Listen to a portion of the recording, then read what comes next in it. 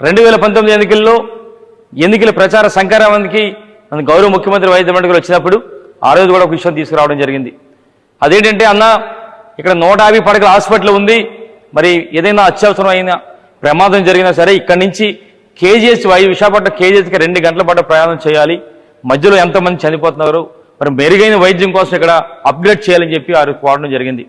వెంటనే గౌరవ ముఖ్యమంత్రి గారు ఏదైతే 4 సంవత్సరాల్లో కూడా సుమారుగా 500 కోట్ల రూపాయలతో ఇక్కడ మెడికల్ కాలేజీని ఏర్పాటు చేయడమే కాకుండా సుమారుగా 630 పడకల హాస్పిటల్ని మరొక సంవత్సరం తర్వాత మరి ప్రారంభించడానికి సిద్ధంగా ఉంది.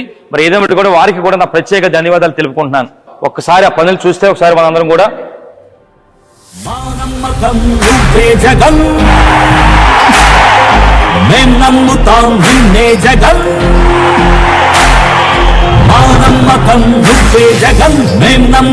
నిన్నే జగన్.